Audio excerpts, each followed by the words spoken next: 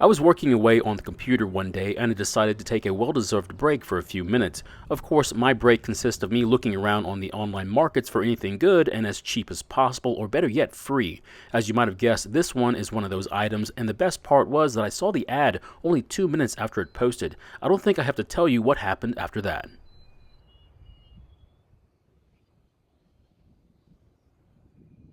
What's up everyone, and thank you for stopping by. Today's project is this Craftsman 4-cycle trimmer, and the problem is that the recoil doesn't always turn the engine. It's sad to say, but this design has been known to have this issue, and I've only ever heard about it, that is, until now. Now, I'm going to try and repair this trimmer, however, it may not be the exact repair you need to make to yours. We'll explore other options later in the video. Now, we're only going to mention what these other options could be. We don't have enough time to look into them, but if you need more information on these options, you're welcome to ask as many questions as you need to. Now, I had seen the ad for this trimmer a few days earlier, but it was originally a for sale ad. I don't remember how much it was, but they didn't want too much for it. A few days went by and I saw they had marked it down to free, and it was a first come, first serve with no holds. They had just posted the ad, so I immediately messaged them, and within a few minutes I made contact with them and got their address. 20 minutes later, I showed up at their home. I had a very brief discussion with them, and they told me what the problem was. I thanked them and took the trimmer home, and now I have to figure out what really happened to it. Before I continue, I want to check the oil level, and it's really easy to do. You don't even have to remove the dipstick unless you want to see what color it is. There's a sticker on the side of the unit, and it shows you how to check the oil. The unit must be level, and the max fill level is halfway up the circle on the sight glass. It really can't be any easier. Now, if you don't have a sight glass, you can always remove the dipstick, wipe it off, and then check the oil using it. According to the sight glass, it's slightly below halfway on the circle, and that means the oil level is slightly below full. After taking out the dipstick, it looks like there's too much oil, but to get an accurate reading, we need to clean off the dipstick and then reinsert it back into the engine. After removing it, it shows that it is slightly below full, which is what the sight glass indicated. That means we can add more oil if we want to, but there's more than enough oil in there for it to operate safely. Now, if I pull on the rope, you can see and hear that it's really easy to pull, which means it's not rotating the engine, so the previous owner was correct about the problem. It's strange because if you pull on the rope slow enough, it will eventually catch and rotate the engine, but this isn't enough to start the engine, and it will eventually let go again. I also noticed that the front handle is loose, which seems to be a common problem on this style of trimmer. It's not a big deal, but we need to fix it, otherwise if it gets completely loose, it will make the trimmer very difficult to use. Most of the outer screws only hold the handle together, but there's only one that keeps it from spinning, and this one is loose. The fix is to remove the screw and then put Loctite on it so it doesn't back out again. However, when installing it, I noticed that the threads have already been damaged, so that means we'll need to either replace the screw with a larger one or install a second screw, which is what I'm going to do. I'm going to drill a small hole at the back of the handle, and make sure you don't drill too deep, otherwise you could damage the inner drive shaft.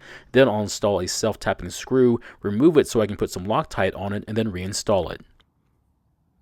After installing the second screw, the handle is a lot more stable now, so using this trimmer should be a lot easier. The front part of the handle is still kind of loose, so we'll see if we have to replace the front screw later on. Since the handle has been taken care of, I need to remove several screws so we can lift the top cover and then remove the recoil assembly so we can see what a problem really is. Now, after removing the recoil assembly, I was finally able to find the information label on it. It turns out this unit was built in 2016, so it's really not that old, but I guess 6 years is long enough for it to start having problems. So these are the pawls, and they make contact with the recoil assembly and rotate the engine when you pull on the rope. These are spring-loaded, and they're supposed to sit closer to the center near the shaft for the electric starter. The other one is the problem, and it appears that the spring has come loose from it. So if we fix the spring, it should work normally again, but this is when I find the real problem.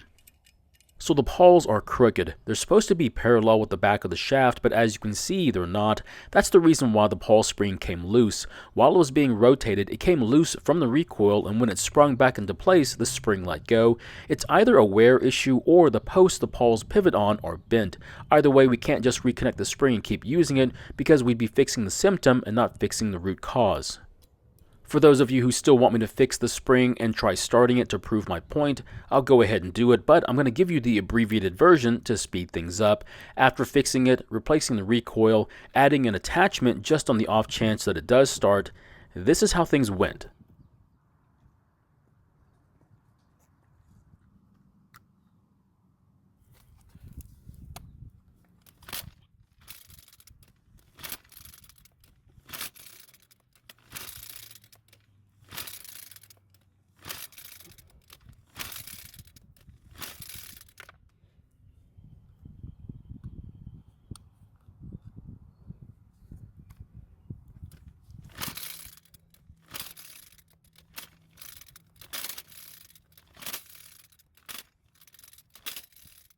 As you can see, it stopped working again, which is really strange. Now we could try making some adjustments to the arms so they won't be as loose, or try bending the post to try to align the pawls to the recoil, but the best fix for this is to replace the fan assembly. I did end up taking one of the pawls off so I could measure the diameter of the post and compare it to the opening on the pawl, but unfortunately I lost it somewhere after putting it in my pocket. I did find out there was a pretty sizable difference, and that's the biggest reason why the pawls are crooked. The issue is that they don't sell the fan by itself. Instead, you have to buy the entire oil pan section, which, if you can find it, is very expensive considering the price of this trimmer. The only bit of good news is that I happen to have another fan from a parts trimmer, and if you want to see how I got the parts trimmer, click on the link at the top of the screen. To remove the fan, I'm going to use my drill to turn the starter post for the electric starter while using a locking plier to hold the fan from turning. After the starter post has been removed, I can now remove the fan and then compare it to the other one I have. From first impressions, aside from the pawl that I lost on the original one, there really is no difference between them. However, if you take a closer look, you can see there's a lot less movement from the pawls on the donor part. This means they're not as crooked as the other one, so this one should work a lot better. Now, to make sure these don't get worn out like the other one did, I'm going to spray a liberal amount of lithium grease on the posts. The extra lubrication should keep the wear between the post and the openings on the pawls from getting any worse, at least for a while. Then I'll reinstall it back onto the engine. Once the fan is back on, I'll then replace the recoil assembly, replace all the screws, and then try to start it. Hopefully this time it'll work a lot better than the last time. Just remember that with this style of spring-loaded recoil, you cannot pull the starter rope quickly. Instead, you have to pull it slow and steady.